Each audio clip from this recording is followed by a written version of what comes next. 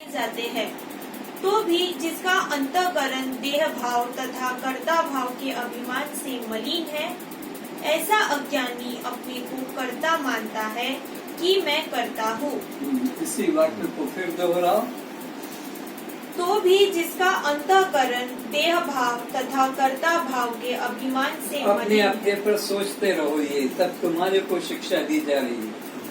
ऐसा अज्ञानी अपने को कर्ता मानता है कि मैं करता हूँ। प्रकृति क्रियमाणानि गुणे कर्माणि सर्वशः अहंकार विमूढ़ात्मा कर्तामिति मन्यते। ज्ञानी गुण विभाग और कर्म विभाग को अपरा प्रकृति का धर्म जान संपूर्ण कर्मों को गुणों का ही किया हुआ जानता है कि गुण ही गुणों में बढ़ते रहे हैं, मैं केवल उनका दृष्टा साक्षी मात्र हूँ। गुण विभाग तथा कर्म विभाग को जानने वाला महापुरुष संपूर्ण कर्म गुणों के द्वारा गुण में ही हो रहे हैं, गुण ही गुणों में बरत रहे हैं, ऐसा जानकर मैं करता हूँ, ऐसा मिथ्या अभिमान नहीं करता, बल्कि अपने को समस्त क्रियाओं का साक्षी आत्मा ही जानता रहता है। असंगो यायम पुरुषः। जब विवेकी मनुष्य तीनों गुणों के सिवाय अन्य किसी को देह, प्राण, इंद्रिय, मन आदि की क्रियाओं का अपने को करता नहीं देखता है और गुणों से परे अपने को आत्मा रूप से अनुभव करता है, तब वह ब्रह्म स्वरूप को प्राप्त हो जाता है। कौन? विवेकी मनुष्य। उसकी क्या विशेषता है? जब विवेकी मनुष्य तीनों गुणों के सिवाय अन्य किसी को देह, प्राण, इंद्रिय, मन आदि की क्रियाओं का अपने को करता नहीं देखता और अपने को बचा के रखता है। अज्ञानी अपने को मिलाता है और वो अपने को करता नहीं देखता है, ने अपने को बचा के रखता है। और गुणों से परे अपने को आत्मा रूप से अनुभव करता है, तब वह ब्रह्म स्वरूप को प्राप्त हो जाता है। तो किस रूप में अपने को जानता? वो आत्मा आत्मा रूप में जानता है, गुरु से पृथक आत्मा रूप में जानता है। जो ज्ञानी पुरुष समस्त क्रियाओं को पूर्ण रूप से प्रकृति के द्वारा ही किया हुआ जानता है और अपने को उन समस्त क्रियाओं का केवल दृष्टा, साक्षी, अकर्ता, आत्मा अनुभव करता है, वही वास्तव में आँख वाला है। शेष अपने को जो भी कर्मों का कर्ता जानता है, उसे अज्ञानी अंधा ही जाने। तो अंधे में और आँख वाले में क्या अंतर है? वो अपने को कर्मों का कर्ता मानता है, अज्ञानी, इसलिए वो अंधे के तुल्य है। और आँख वाला कौन है? वो ना ही कर्ता मानेगा, ना ही भोक्ता मानेगा कर्मों का।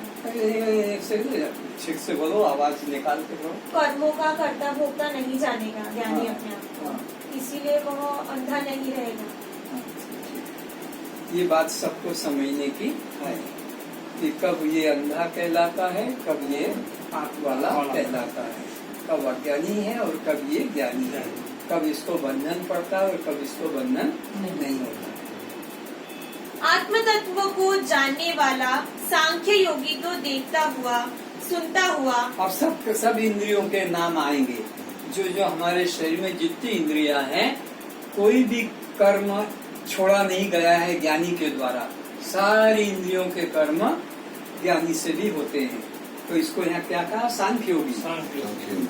आत्म तत्व को जानने वाला सांख्य योगी तो देखता हुआ, सुनता हुआ, छूता हुआ, सूंघता हुआ, खाता हुआ, बोलता हुआ, श्वास क्रिया चलाता हुआ, आंख बंद व खोलता हुआ, सोता हुआ, जागता हुआ, मल मूत्र त्याग करता हुआ, संपूर्ण 14 त्रिपुटियां अपने विषय में बरत रही है, ऐसा समझकर मैं स्वयं कुछ नहीं करता हूँ, ऐसा असंग, निष्क्रिय, अकर्ता, साक्षी अपने आत्म स्वरूप को जानता रहता है।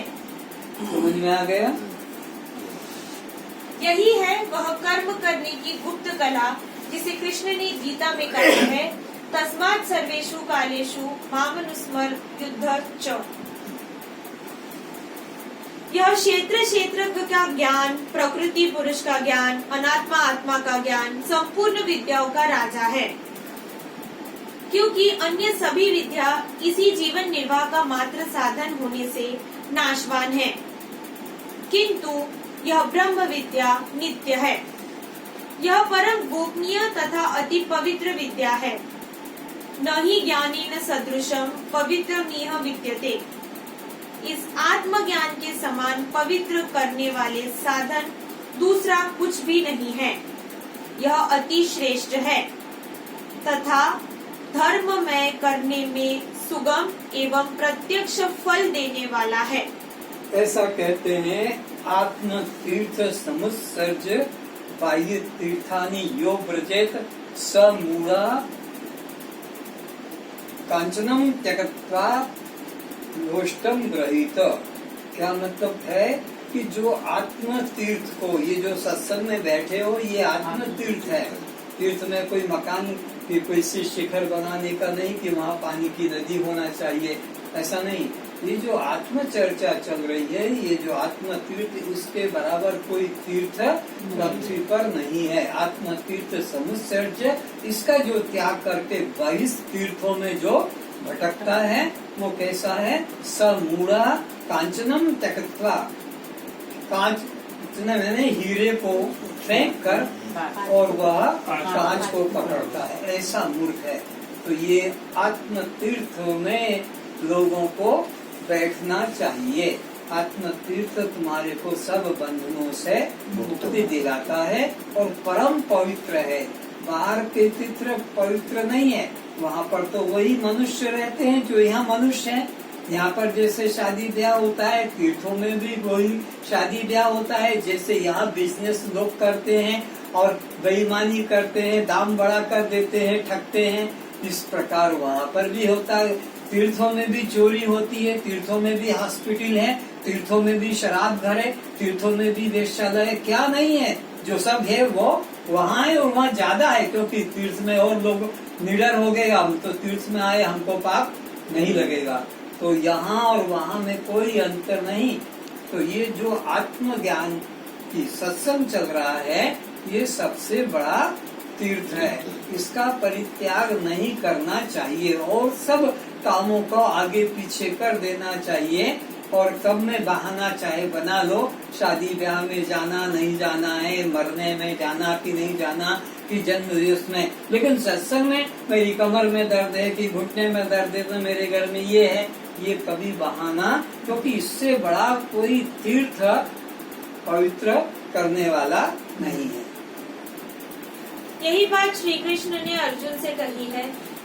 पांडवानाम धनंजयः, जो पुरुष संपूर्ण भूतों में सबके आत्म रूप मुझ वासुदेव को ही मैं रूप से व्यापक देखता है और संपूर्ण भूतों को मुझ आत्मा रूप वासुदेव के अंतर्गत देखता है, उसके लिए मैं अदृश्य नहीं होता और वह मेरे लिए अदृश्य नहीं होता। किसकी महिमा गा रहे हैं कि जो भक्त मेरा चिंतन करता है